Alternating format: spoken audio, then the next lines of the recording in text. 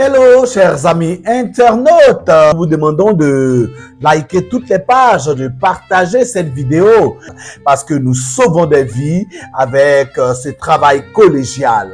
Nous allons aujourd'hui, après ces nombreux chapitres, nous allons développer aujourd'hui les principales maladies cardiovasculaires. La première partie va concerner les maladies cardiovasculaires congénitales, regroupées essentiellement sur le vocable de cardiopathie congénitale. Top, on y va.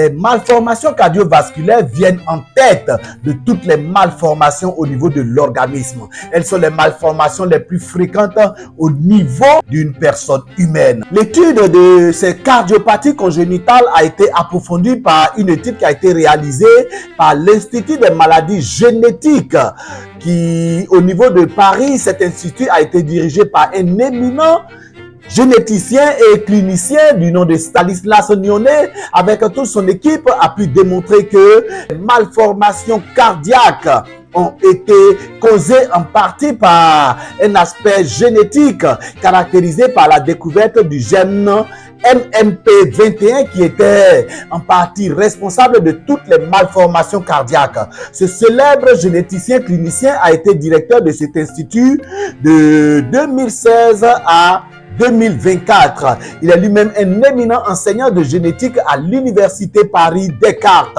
Ainsi donc, au travers de toutes ces références, nous pouvons dire que ces études ont été éprouvées et méritent une certaine crédibilité. Ces célèbres études permettent d'établir qu'environ au niveau de la France, il y a 8000 enfants par an qui naissent avec des malformations cardiaques, soit environ un enfant sur 100. Et parmi ces enfants, environ 80% sont opérés avec réussite et guérissent avant même une complication à leur âge mature. Il faut souligner également que ces malformations cardiaques viennent de l'origine et sinon du temps de la constitution de ce cœur-là au niveau de l'embryon. Soulignons que le cœur est l'un des premiers organes qui apparaît lors de la constitution de l'embryon humain au niveau du fœtus.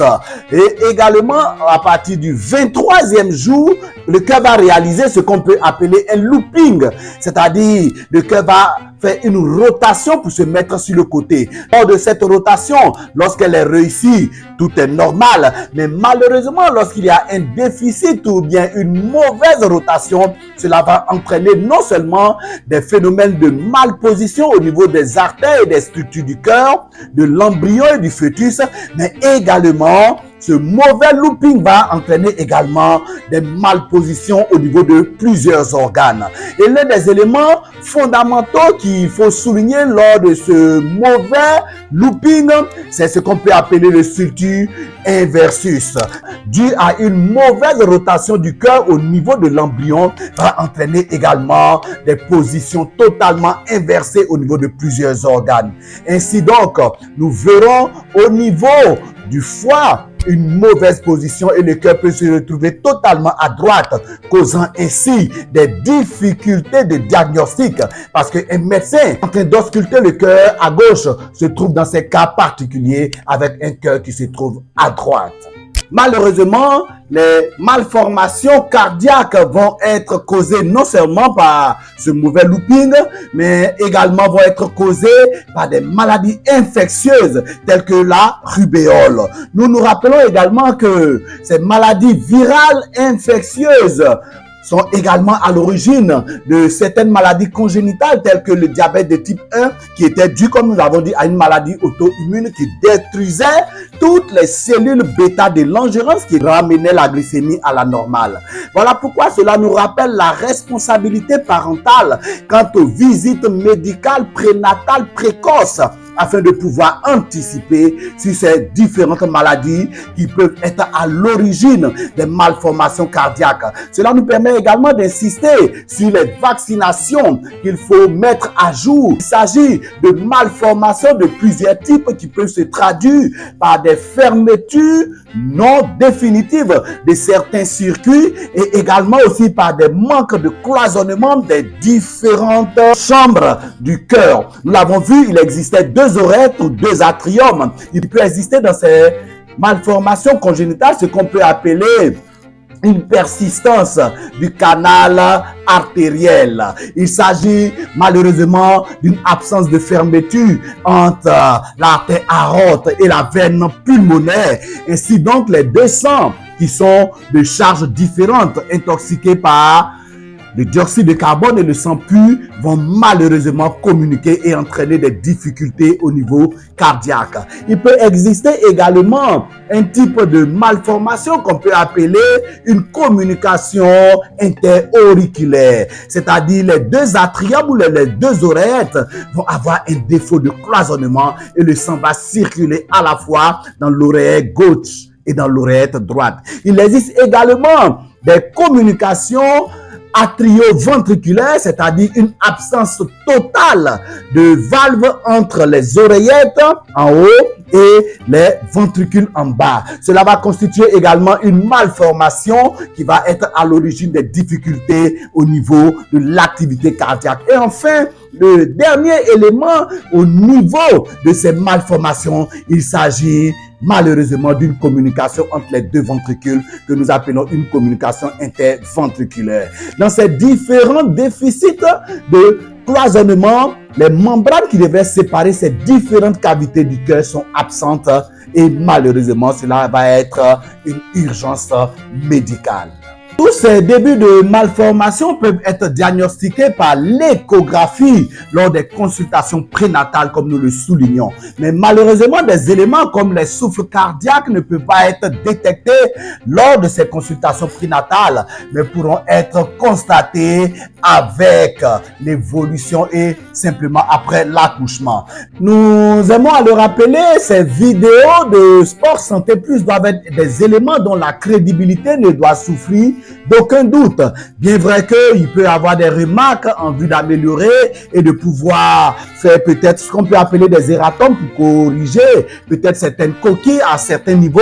Voilà pourquoi nous efforçons chaque fois de pouvoir donner des exemples concrets qui ont existé et qui sont consultables au niveau des éléments que nous traitons. En la matière, l'exemple le plus célèbre de cette chirurgie à cœur ouvert qui a existé pour la première fois avant l'évolution d'aujourd'hui, c'est réalisé aux États-Unis par un célèbre médecin chirurgien cardiaque afro-américain du nom de Daniel Hale Williams, qui en 1893, malheureusement, où sévissait ce qu'on peut appeler la ségrégation raciale, n'avait pas le droit de pouvoir intervenir et faire la chirurgie à cœur ouvert à James Cornish, qui était un malade blanc. Pour faire cette intervention chirurgicale, le médecin afro-américain, à cause de la ségrégation raciale, a été déguisé avant d'entrer dans la salle chirurgicale pour l'intervention à cœur ouvert. Au cours de cette intervention chirurgicale, n'ayant pas ce droit,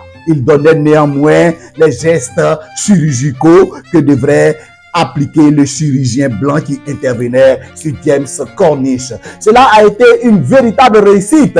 Mais après toutes ces barrières, comme vous le savez, avec la lutte pour les droits civiques des populations afro-américaines qui a été menée par Martin Luther King, le droit des Afro-Américains a été reconnu dans les années 1964 et 1965 avec cette lutte mémorable à Montgomery, ce qui a permis ainsi donc à ce célèbre chirurgien cardiaque de pouvoir exercer en toute liberté sans un déguisement quelconque.